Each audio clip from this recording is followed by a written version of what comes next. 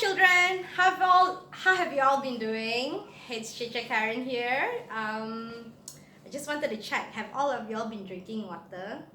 Because it has been quite hot outside these days, so please make sure you drink a lot of water at home especially when mommy and daddy ask you to do so, okay?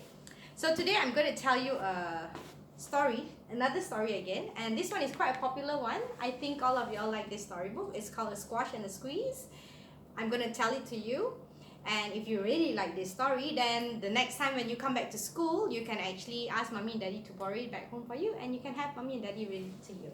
Okay, shall we all begin? So this story is called A Squash and a Squeeze, written by Julia Donaldson and illustrated by Axel Scheffler. A Squash and a Squeeze. A little old lady lived all by herself, with a table and chair and a jug on a shelf. Can you tell me where's the jug? Can you find the jug? Yeah, there's a jug up here, very small one. Well, a wise old man heard her grumble and grouse. "There's not enough room in my house.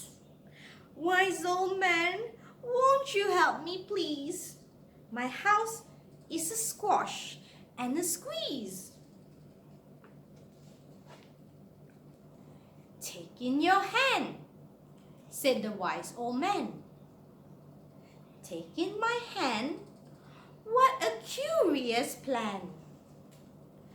Well, the hand laid an egg on the fireside rug and flapped round the room, knocking over the jug. The little old lady cried, "What shall I do? It was pokey for one, and it's tiny for two. My nose has a tickle, and there's no room to sneeze. My house is a squash and a squeeze." And she said, "Wise old man, won't you help me please?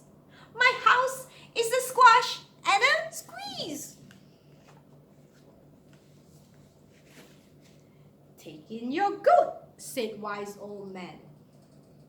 "Take in my goat?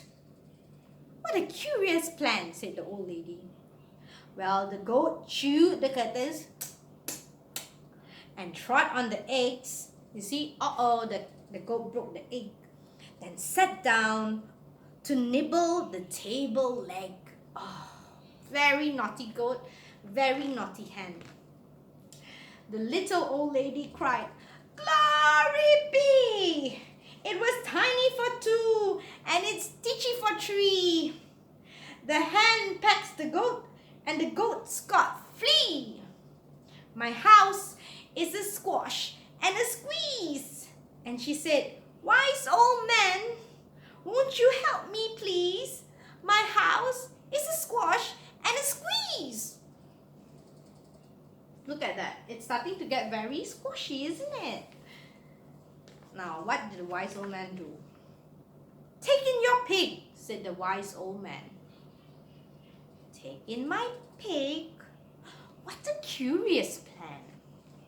So she took in her pig, who kept chasing the hen and raiding the ladle again and again. Look at that pig going through the old lady's ladle, taking all her food. Naughty pig. The little old lady cried, "Stop! I implore! It was titchy for three, and it's teeny for four. Even the pig in the ladle agrees. My house is a squash and a squeeze." And she said, "Wise old man, won't you help me please? My house is a squash and a squeeze." "Take in your cow," said the wise old man. "Take in my cow? My moo-moo cow? Well, the cow took one look and charged straight at the pig, then jumped on the table and tapped out a jig. Oh, now it's a mess in the little old lady's house. The little old lady cried, "Heaven's alive! It was Teeny for 4 and it's Weenie for 5. I'm tearing my hair out. I'm down on my knees. My house is a squash and a squeeze." And she said, "Wise old man, won't you help me, please? My house is a squash and a squeeze." Yes, squash and a squeeze. Poor old lady here. "Take them all out," said the old man. "But then, I'll be back where I first began." But the old lady did it. She opened the window and out flew the hen. "Bye, hen." "That's better. At last I can sneeze again," the old lady said. She shooed out the goat, shoo, shoo, and she shoved out the pig. "My house is beginning to feel pretty big." And she huffed, and she puffed. Huff and puff with me together, children. Huff and puffed. And she pushed the moo cow out. Oh. "Just look at my house. It's enormous now. Thank you, old man, for the work you have done. It was weeny for 5, but it's gigantic for 1. There's no need to grumble and there's no need to grouse. There's plenty of room in my house. Look."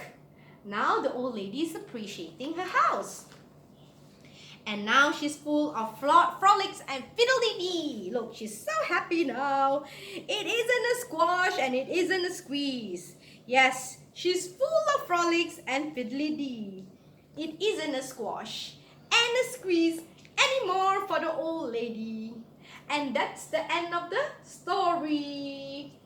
Now, don't you think that was a very nice story? It is. It tells you that you should appreciate the things that you have. Just like the old lady. She stayed in a small house, but she should appreciate it. Because when all the animals came into the house, what happened?